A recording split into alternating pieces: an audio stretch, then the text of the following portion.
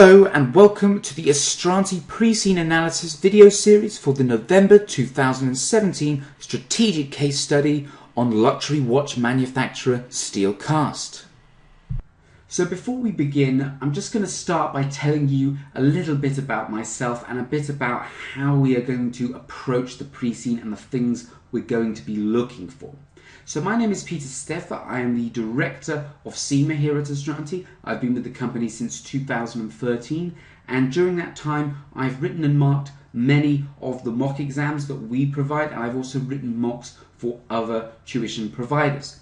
I've also written many of the study texts that you may have used. And if you see in the bottom left hand corner there, my Facebook page, on the run up to the exam I'll be posting all kinds of hints and tips. So now let's take a look at the video series themselves. So for starters, I'm going to go through the pre-scene section by section, picking up on all the key points, the things that you should be looking for, the things you should be pulling out of the text and analysing. I'll then be applying them to the case itself, what they mean for the company and what it means for the industry that it operates in. Applying certain business models to it, ones that you may have learnt in your objective test studies, and the likely exam issues. So looking at it and thinking, based on this information, a likely question is X. And also other just hints and tips, general things that will help you gain extra marks in the exam.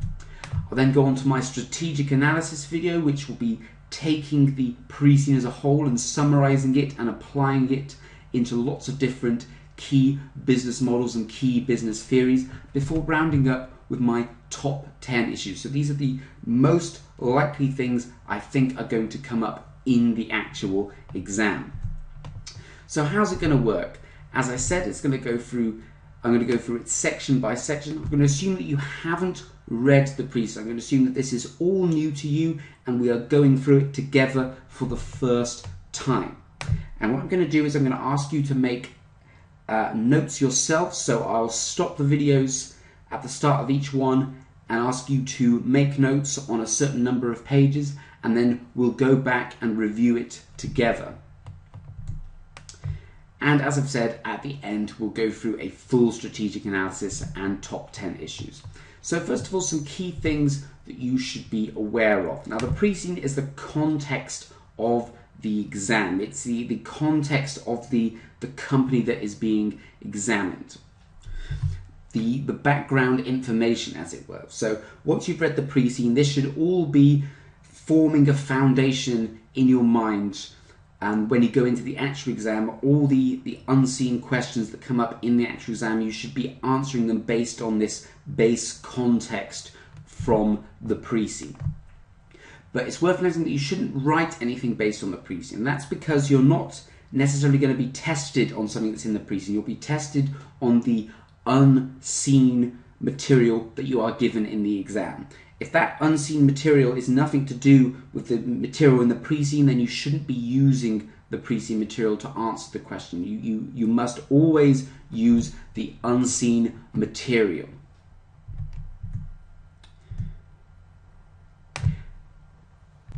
Having said that, you should always be thinking about the pre-scene material.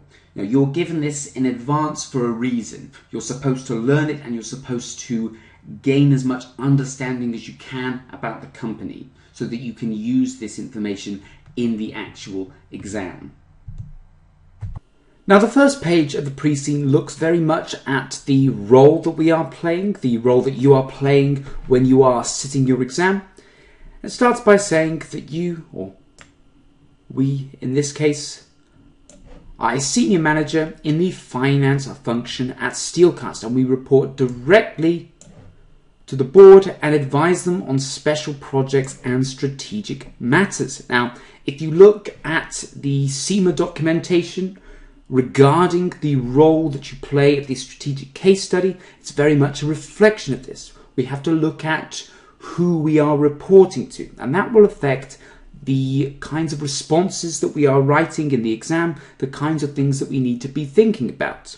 So we're not just a manager, we're not just an operational level employee who just needs to discuss the various facts, the various figures. we have to advise the board.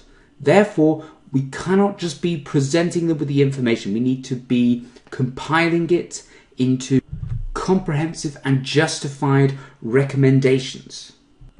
If you think about the board of directors where you work, or the board of directors in any kind of organization, they don't want to be presented with a bunch of information that they then have to read through and draw their own conclusions from. They want your advice. They want to be pointed in the right direction. They want a summary of the information.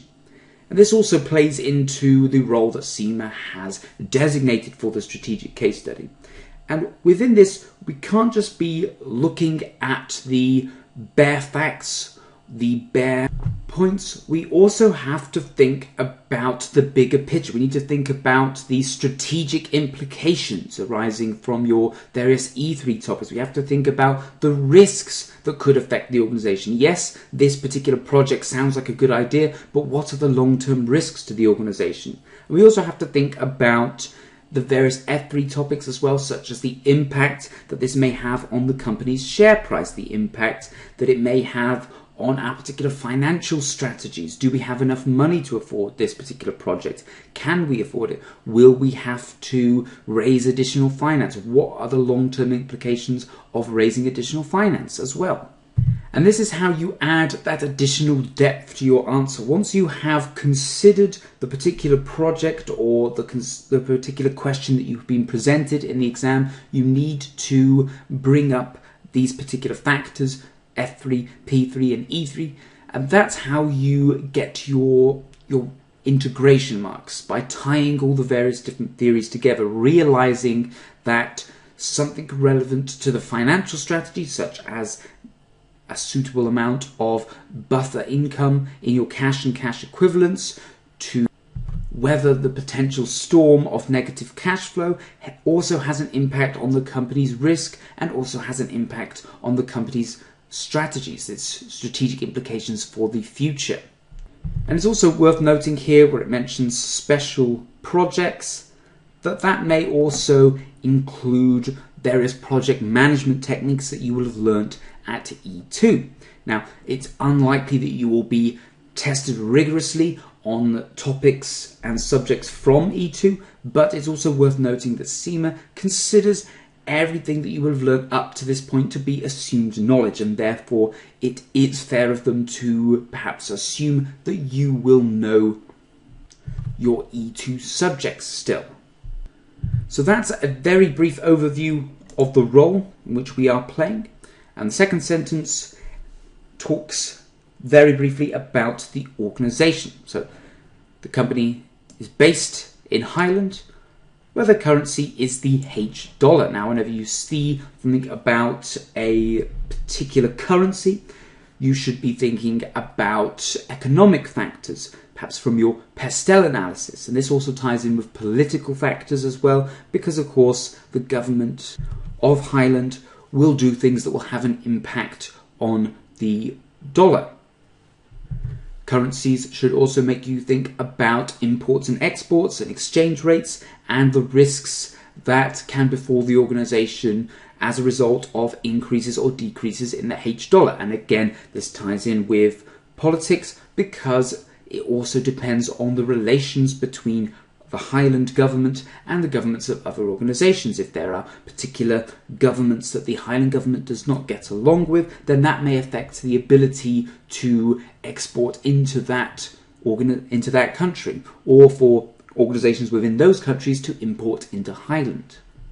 And with regards to exchange rates, we need to be thinking about ways in which we can protect ourselves from differences in the exchange rates, when the exchange rate goes up or the exchange rate goes down. And we can use various hedging techniques in order to do this. Things such as leading or lagging payments, which is where we bring forward a payment or we push it back depending on fluctuations in the exchange rate in order for us to gain, or we just make sure we always invoice in our home currency, so regardless of the impact of the exchange rate, or regardless of changes in the exchange rate, it doesn't have an impact on our own cash flow. And companies operating in Highland are expected and required to prepare their financial statements in accordance with the International Financial Reporting Standards. So again, this allows us to export more easily, allows us to deal with organizations and consumers and customers in other countries more easily, because of course we are complying with the international code with regards to our financial statements. So you can see that even on this first page, these two short sentences, there's already a wealth of information that we can carry forward when we are analysing the rest of the pre-scene. We've already brought up and mentioned and discussed a few key factors and started building some models that we will continue to build on as we analyse through the rest of the pre-scene.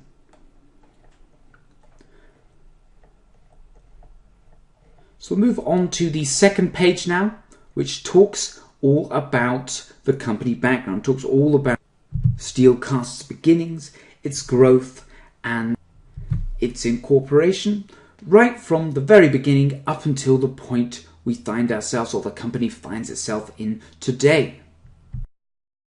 And we can see that the organisation makes watches for the luxury markets, your higher socioeconomical groups. And these are the kinds of consumers who are wearing them for status, they are wearing them as jewellery, and therefore less likely to be affected by the growth of mobile phones. If you look at the greater watch market as a whole, a lot of the smaller, cheaper watches are not used as much nowadays because, of course, we have so many electrical devices that tell us the time whenever we want it. And so it's somewhat reduced the need to wear a wristwatch. And for that reason, it's very important that we maintain the value of the brand. A lot of these watches, a lot of luxury goods are very much brand dependent. The actual components, what sort of the service that they provide is not actually worth anywhere near as much as the price that is charged. It's purely a branding thing. If you think about your real life watch companies such as Cartier and Rolex and other brands like that, they can cost thousands and thousands of pounds, thousands and thousands of dollars, and yet they don't necessarily tell the time better than any other watch. They don't tell the time better than your smartphone does, but it's very much the branding. People buy them because they want to be associated with a luxury brand such as Rolex, such as Cartier. And that's why the value of the brand is both the strength of the organisation, in that it allows the company to charge such a high price, but it also means that many of our customers and consumers become key stakeholders of our organisation because, of course, if something happens that affects the reputation, affects the value of the Steelcast brand, then they are going to stop purchasing our watches. And as you can see from the photograph on the left here, the watches work using clockwork movements to track time and operate the hands, rather than relying on things like batteries, and should strictly be referred to as wrist chronometers, which reflects the fact that they tell the time very accurately. So again, this is another additional branding factor for the organization, that the accuracy of the timekeeping is flawless. And that may reflect the market for our particular watches, the kind of users, kind of consumers that will want our products, people who rely on incredibly accurate timekeeping. And although we'll come onto it more later, we can already see that the kinds of people that would be interested in our watches for this purpose would be things like people like sailors and pilots, where of course the accuracy of their timepieces is of the utmost importance, paramount to their own personal operations and what they are doing. And the company was founded in 1896 by Johann Mendel, who was a watchmaker who served an apprentice at the largest watchmaker in Highlands East City. Now, this is important as well because when we think about how we are going to attract employees, it's important that we use this prestige, we use this legacy. The company is well over 100 years old, and that adds a lot of prestige to the organization when it comes to how attractive it is going to be to prospective employees. Rather than starting as an organization or working at an organization that started only a few years ago, where perhaps there isn't really a history, there's no legacy, could be a company that no one's really heard of. They can start working for an organization that is renowned throughout the world. There's very much a benefit to any employee if they can put an organization that is well renowned on their CV, and that helps their career as a whole, and that again is something that will attract employees to the organization. And it may also have an impact on the culture of the organization. It was not founded as a large corporate entity. It was established many years ago with very humble roots, very humble beginnings, and perhaps that has seeped through into the organization with regards to the way in which things are done. Perhaps things are done very traditionally, the way they've always been done at the organization, and that helps the makeup of the organization itself when you're thinking about the various cultural models and resource audit models. You need to think about the way in which the organization does its business, the way employees of the organization expect the organization to run its business. And that can have an impact when it comes to change management. If, for example, new board members come in and feel that ways in which Steelcast does its business is a bit old-fashioned, there are more efficient ways of doing things, less traditional ways involving brand new machinery, automation, etc., then it can have an impact when it comes to implementing these changes. Perhaps there'll be a lot of resistance amongst staff members who have been at the organisation for many years doing things in a certain way and do not wish to change. This is part of the company's history. This is part of the company is doing things in these ways, and we don't want to just change it because some new director feels that modern automation may be more efficient. And once he'd finished his apprenticeship, we can see here that Johann opened his own shop that serviced, repaired and made watches for sale, and quickly gained a reputation for producing reliable and accurate watches. And so again, we need to think about this when we're thinking about the products that we produce now at Steelcast, that the whole point of the organisation, the very founding of the organisation, the very founding of the reputation of the organisation was based off of producing reliable and accurate watches. So even if the market has moved on and there's been a change towards watches being used as fashion accessories and having lots of jewels and being more of a status symbol rather than something that's actually used for telling time, it's still important that in every product that we produce, it's still reliable and it's still accurate. And so based on producing reliable and accurate watches, the company began to grow, and it was eventually incorporated as Steelcast rather than just Johann operating as a sole trader in 1910. And by 1920, the watches were certified as chronometers, which of course perhaps then allowed the company to expand, allowed the company to build even further because of the prestige surrounding this accreditation. It now meant that sailors and pilots would start using the watches because of the fact that they told time very accurately. And of course we're thinking about the 1920s, so this is way before smartphones, way before satellite navigation, etc. So timekeeping would be the most critical factor in accurate navigation. And this can also be used to create part of a modern day marketing strategy for the organization as well, relying on the fact that these watches were used by people in certain professions, such as sailors and pilots in the past, and been used for many years by them and trusted by sailors, trusted by pilots for 100 years.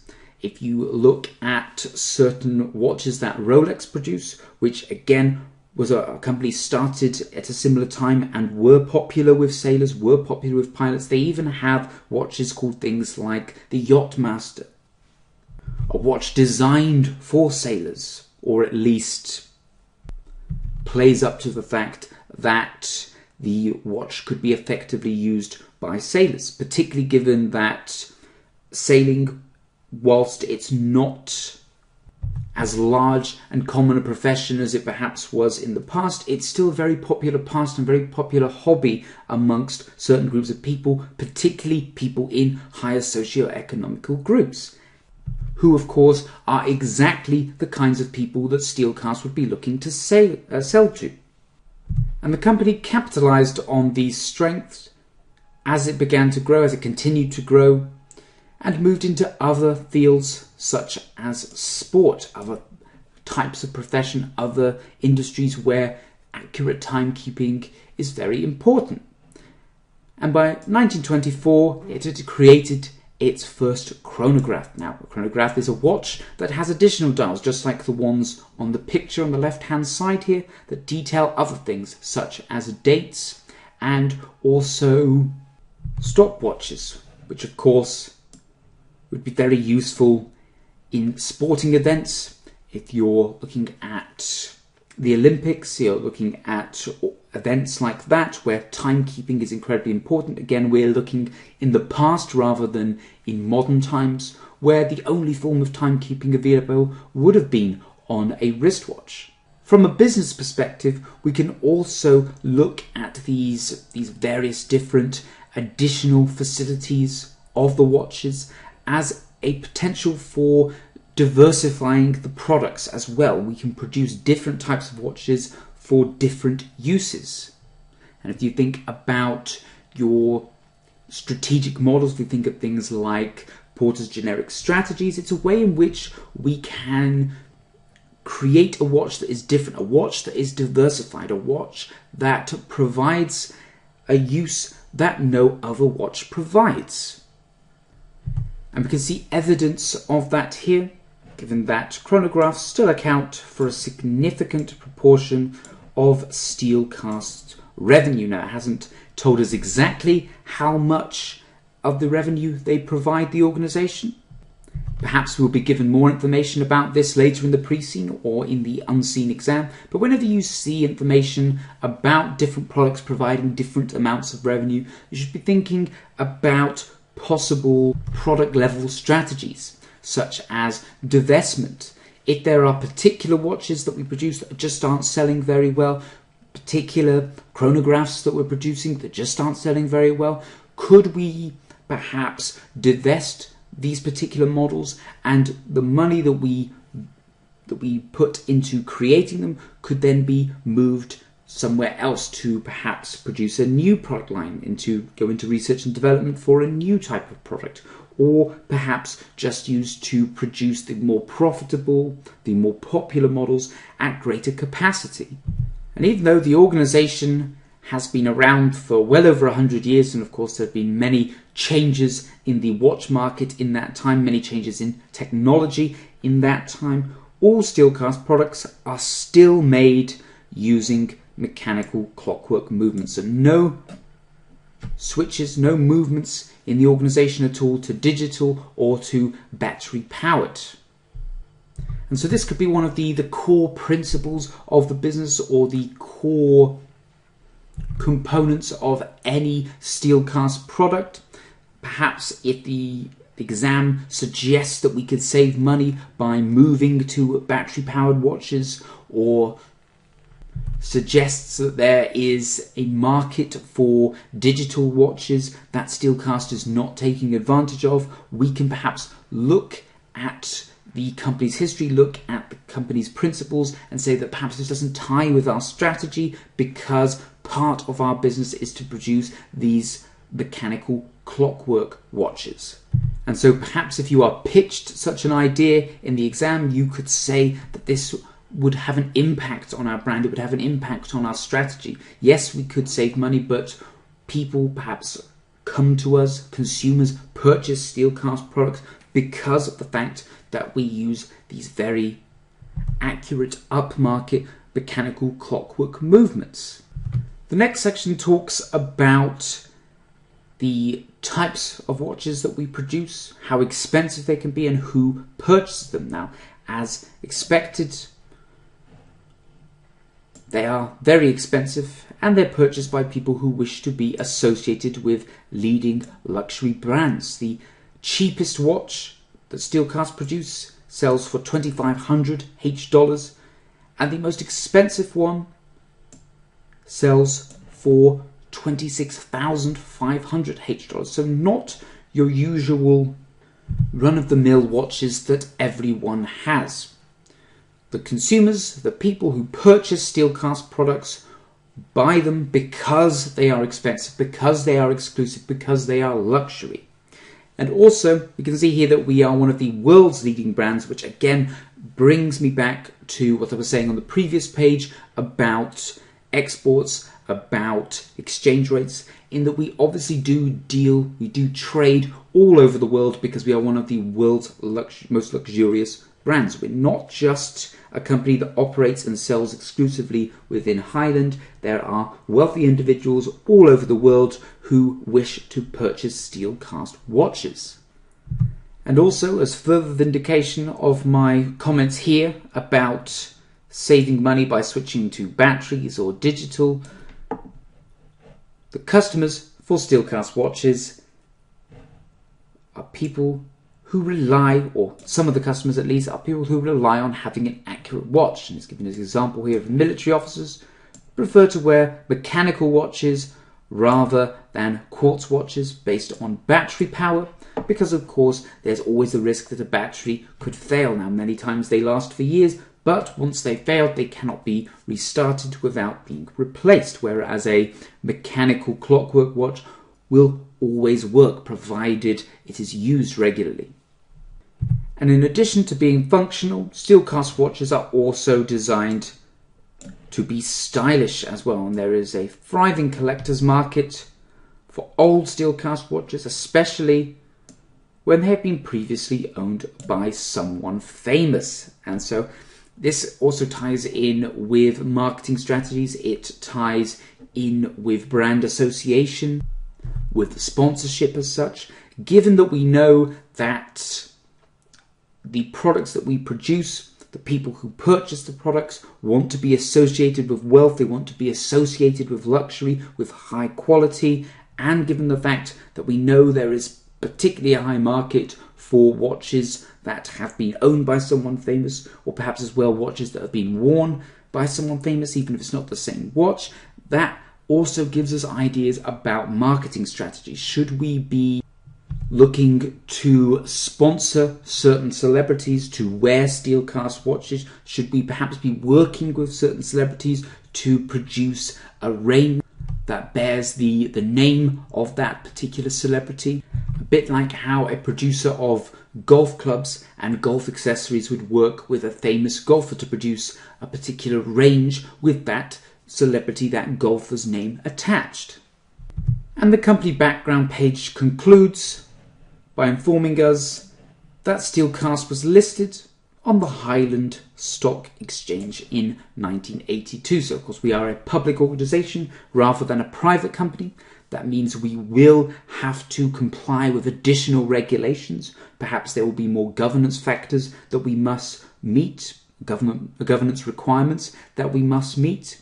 It also means that we do have access to additional funds. We can raise additional funds on the stock market, perhaps rather than having to go to a bank for additional debt financing. But it also helps with prestige as well. I spoke earlier about how it's easier to attract employees if we have a lot of legacy, if it's a prestigious company, and being listed helps in that regard as well. It also means that we're going to have plenty of shareholders to add to our stakeholder matrix, who will of course be very interested in what the organisation is doing. We may have some very large shareholders, institutional shareholders, pension funds, etc., who we will have to work very closely with in order to ensure that we keep them as shareholders. And the final page that we'll look at in this first video is the manufacturing process. Now I can see here that Steelcast has a single factory, and it's based where the company has always been based, in Highlands, East City. Now, what this means is that all production is based in one particular area. Now, this helps with regards to operations, that the particular watches and products produced by the organisation from the first stage to the final stage in the production process are all done under one roof, and so there is less travelling about. We don't have certain components of the watch built in one area of the country and then we have to ship them all off to another area of the country. But given that this is a brand that operates around the world, there could be distribution and logistical issues here, because we're producing everything in one small area within Highland, yet we have to get these products created by the organisation around the whole world. And do we do this ourselves? Do we have our own distribution network, or do we use a contracted organisation? If we do it ourselves, it could be that this is a potential outsourcing opportunity, which are very common in exams, particularly given that simply transporting the finished goods to different places is unlikely to be a critical success factor to the organisation. It's unlikely to be a key competence, and therefore a likely and suitable candidate for outsourcing to an organisation that specialises in logistics and distribution. The current production process combines the latest technology, computer numerical control for some tasks, and skilled watchmakers for others. So there's a couple of things to read into there. Going back to our Pestel analysis, we have to think about the latest technology. We do not produce the technology ourselves, we don't produce the computers ourselves, but it's still very important to the way in which the company operates, and therefore we need to constantly be aware of changes in technology within Highland that could aid our business. And also we have to think about the second part here, about having skilled watchmakers. People aren't born skilled watchmakers. People don't come out of school as skilled watchmakers. It will take a lot of time to build the knowledge, build the experience, and therefore we have to think about our employees, and we have to think about the work environment that we create for our employees. We know that there will be other luxury watch manufacturers in Highland and around the world who will all be looking for skilled watchmakers, and therefore retaining our employees should be critical to our organisation, should be one of the critical success factors for the organisation to maintain a well-experienced workforce and to keep them content. What it hasn't mentioned so far is the suppliers to the organisation. Now, it seems like a lot of what Steelcast does is done in-house, from the very first stages of production to the completed product, but of course the raw materials will have to come from somewhere, and so we then need to think about supplier power. We need to think about the logistics of our suppliers, our procurement teams, and our inbound logistics. You can see here that the organisation uses a brass base plate that the machine then drills 53 holes into. But where do these brass plates, base plates, come from?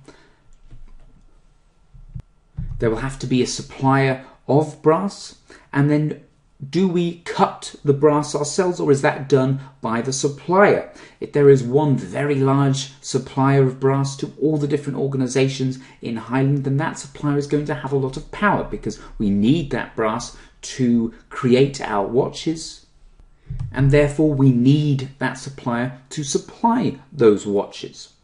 And Also, whenever you've got raw materials based off of metals, based off of precious stones and materials that a lot of other watch companies in the real world rely on. If you look at companies like Rolex, a lot of their watches are gold, they may have diamonds in, etc. Then that means that we are also at the mercy of changes in the price for those materials. It could be that if the value of brass, the value of gold, or anything like that goes up, then of course we have to pay a higher price. But at the same time, our customers may not be willing to pay a higher price for the actual finished product.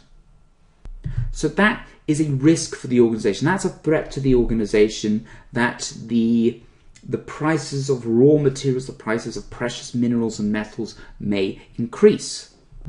It then goes on to say that a mixture of automation and skilled watchmakers are important in every stage of the process.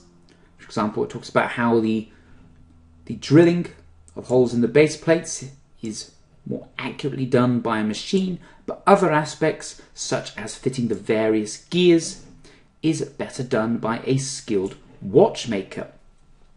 And so this is another argument against increased automation. I mentioned earlier about if a new director wanted to go down this route, and you may come under resistance from employees of the organization. There's another perhaps very tangible argument directly related to the brand here, that certain things are just better done by skilled watchmakers. So increasing the amount of automation may actually reduce the quality and therefore the reputation of the brand and the products that it produces. And the watch moves around the factory from workstation to workstation, which is either to another automated machine or to a watchmaker's bench, and it's done by a software package that monitors the progress. So the accuracy of this software package, the accuracy of the information systems and automation systems used by the organization are also incredibly important here. We don't want a watch to be sent to the wrong station at the wrong time, because it could end up being incorrectly completed, or it could be that it then has to be sent back, which wastes time. And of course, wasted time means increased idle time, which means increased staff expenditure with little gain. One question that this does raise, though, is that if it is being directed from one workstation to the other and a software package is monitoring progress, is this an effective quality control measurement? We know that the company values the quality of the product it produces, and perhaps it should have a more comprehensive quality control system where at every stage a certain amount of watches from a particular batch are being assessed to see if they meet the relevant standards. The company does employ quite a few people, more than 1,000, and therefore we're obviously going to need a sufficient amount of human resourcing staff. And we also need to think about our employees as key stakeholders of the organization, because if we didn't need so many people, we wouldn't have so many people. And you can see we have a key commitment here into the welfare and the well-being of our employees. The machines are located in separate rooms and housed in soundproof boxes. The watchmakers' workbenches are ergonomically fitted and designed, thus ensuring that the employees can work as safely as possible without doing anything that will risk injury. They will be sitting on chairs and benches designed to be sat on for long periods of time without causing any unnecessary strain to backs and hips, etc. And in addition to that, you can also see that the watchmakers are not pressured to work at the pace dictated by the mechanical production line. And what this suggests is that the company values its employees, it values the work that its employees do, or at least it understands the importance of the work that their employees do, and as a result know that it can't be rushed. We know that if our employees are rushed, they're more likely to make mistakes. That's going to lead to an increase in wasted materials, and possibly inferior products. And this is reflected in the next paragraph, where it says the watches depend on the quality of the parts used and the precision with which they are assembled. So high quality, experienced, knowledgeable staff are critical in producing a high quality product. We also have to think about the quality of the parts used, meaning that our procurement division will have to ensure that they're bringing in the best possible raw ingredients, raw materials to produce the products. And all this goes into ensuring that quality is the highest standards, and quality management is closely monitored by the organization to ensure that inferior products that may affect the value of the brand, may affect the reputation of the brand, are not released to the market. And perhaps some justification of those very high prices here, in that more than 350 parts are used in their mechanical watches, and every single one of those parts is made within the Steelcast factory. So it maintains control, tight control over the entire production process. And so this ensures quality and that the best materials are used. Now, what this means is that certain parts of the production process should not be outsourced. The production process itself is a key core competence of the organization, and we shouldn't be entrusting any other organization to provide certain parts for us. And it finishes off by talking about what variances affect the prices of the end products. The cheaper watches, so the ones that would be selling for around $2,500 are made out of steel, with straps out of leather or steel, and the more expensive ones will be made using gold. But despite this, despite the differences in materials used, every watch is manufactured to the same high standards. So given that the actual quality of the watches is the same regardless of how expensive it is, and it's only the materials and the time involved that change the price, as I said earlier, this means that watches that perhaps rely more on precious metals and minerals are perhaps more likely to change in price, because we may have to pay more for gold in certain years, certain months, certain weeks even, than in others, because the price of gold can fluctuate. And so that brings us to the end of this first video. I'd like to finish by summarizing a lot of what we've seen in these first 3 pages by building a SWOT analysis. So I'm sure you know, it stands for the strengths, weaknesses, opportunities and threats to the organization. And we'll keep this model in mind as we continue through the rest of the pre-scene, adding to it. Because of course, a SWOT analysis is a great representation of exactly where the organization is at the moment, what is good about it, what is bad about it, and also looks at various factors that could impact it in the future. So for starters, looking at the strengths of the organization, we know that it's a very prestigious brand. There's a big market for it around the world. It's got a lot of legacy behind it. Famous people have worn their products before, and also that it's a public organization. So that adds additional layers of prestige to it. It adds perhaps security to the organization as well, it's less likely to collapse. And also it provides it with a way of raising additional finance should it need to invest in a new project.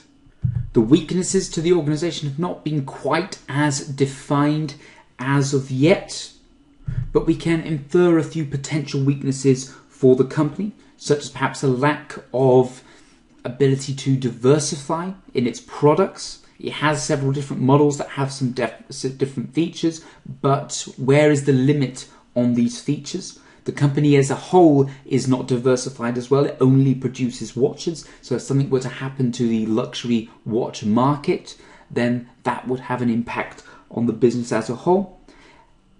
And of course we have to think about capacity as well. We know how long it takes. Well, we can infer from the pre-scene that it's quite a process to create its various different watches, and that is justified in the price. But what if they were to have a large order come in and they just simply weren't able to fulfill it because of the time it takes to produce its various different products. That would be a lot of business that the company would be losing out on. And of course, distribution as well. We produce everything in one particular area within Highland, and yet there's a demand for our products all across the world. So the distribution network needs to be of the absolute highest quality just to mitigate the impact of this. A lot of major companies that operate worldwide will have different production facilities in different countries to improve their distribution, but that is something that Steelcast do not have. Opportunities for the business could involve the introduction of new products, new features for watches. Also, they could look at improving the automation in certain ways. Of course, obviously that does have to be done carefully because, as we've seen in this video, there are certain things that are just best done by employees. And we also have to think about the changes and impact that would have on the culture, how much resistance we would be likely to be seen from staff members. But also, given the way in which the organization does business, there's less standardized components and its customers are generally very wealthy. Perhaps there is a market opportunity here to produce more custom built watches. Rather than just producing to its set designs, perhaps a wealthy individual might come in and ask for a custom built watch with certain jewels, certain diamonds, certain stylings. And we could charge a very high premium for that. And that would be very popular, particularly amongst the super wealthy, because they will perhaps want a product that is unique to them, something that no one else in the world has. And finally, potential threats to the organization. Obviously, economic conditions have an impact. If something happens to the economy and everyone becomes slightly less well off, then less people are going to be wanting to spend such vast amounts of money on something perhaps as trivial as a watch, and it may also affect the company from a perceptive point, in that when people are struggling, they're not exactly going to think highly of an organization that produces products exclusively for the rich and the famous. We also have to think about the growth of smartwatches as well. The most recent Apple Watch is the first watch that actually can be used without being connected to the phone. So in a sense, it truly is a smartphone that you can wear on your wrist, and a lot of these have quite high price points as well, and so that could take away customers from Steelcast. We know we trade all across the world, or there are customers all over the world, so we also have to think about exchange rates as well. If the value of the H dollar goes up against other currencies, we might find that we have fewer customers in different countries. And as with anything that is luxurious, as with any kind of brand, we also have to think about things that may damage our reputation. For example, if we were sponsoring a celebrity and then that celebrity did something that defamed themselves, then that would also have a negative impact on the company and the company's reputation, because we were seen to be sponsoring someone who did something that damaged their own reputation. And also, we need to think about the threats of counterfeit items. A lot of luxury brands in the real world, such as Rolex, and also other fashion brands such as Dolce & Gabbana, etc., are often desired by many people, plenty of people who can't actually afford them. And so what they do perhaps is they turn to counterfeit products that look and feel exactly the same as the real ones, but can be bought for a fraction of the price. Now, currently there is a cultural trend against this, as in people don't want to be seen with knockoffs and counterfeits, but perhaps as attitudes change, perhaps as people become more and more aware of the disparities in wealth and therefore look down almost on products that cost a lot, the value and the perception of counterfeit items may change, and people may be more and more ready to use counterfeit products. The stigma around counterfeit products may reduce, which of course will have an impact on the business. And this can be fought against by perhaps lobbying the government to ensure that more is done to stop counterfeit products from coming into Highland, from coming into the country. And various fashion brands also get around this by having certificates of authenticity with their products, so that if you don't have the certificate, even if it is a genuine one, people will not treat it like a genuine one. If you try to sell the product, people won't want it unless it has the certificate, and that perhaps stops sales of counterfeit products as well.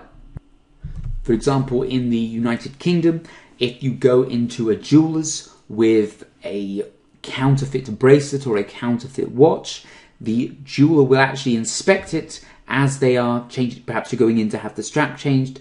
They will inspect it as they are changing the strap, and if they notice that it is a counterfeit product, they will take it off you. They won't give it back to you, or they won't repair it at the very least. So by doing things like that, by getting the government to grant jewellers and retailers and other companies like that the power to take counterfeit items off of people if they discover them that they are counterfeit, will also reduce the counterfeit market. So I hope you've enjoyed this sample video and more importantly found it useful. Before I go, I'd like to quickly tell you about a few of the products that we do here at Astranti Financial Training, specifically for our case study courses. We have a study text which details all the key theories in which you will be expected to use in your case study exam, as well as details of how to approach the pre-scene and the case study. We also have a series of course videos detailing how to answer case study questions. This is actually an area in which many students struggle. Most of the scripts that I've seen, the failing scripts that I've seen, has actually been due to poor case study technique rather than lack of knowledge. We also have a series of pre-scene analysis videos based on the current up-to-date pre-scene, detailing all the key bits of information and likely issues you may face in the exam. Next up is the industry analysis, a pack detailing information about the industry that the pre-scene company resides in, information about the key players within that industry, and more background information on the industry in general. We also have a range of mock exams created for each level and based on the current pre-scene, which is a great way to get some practice in before you sit the real thing. We also offer marking and feedback on those mock exams, so you can see where you are going wrong and where you can improve. Finally, we have the master classes. These are 2 one-day classes taken by our expert tutors to give you all the hints and tips you need to really add to your chances of passing the exam. Also, if you take our full course, we offer a pass guarantee, which, provided you have met all the requirements of the pass guarantee, you will get a free resit on the next exam should you fail to pass. So once again, thank you for your time. If you're interested in any of these products, please visit the website www.astranti.com for more information. Thank you.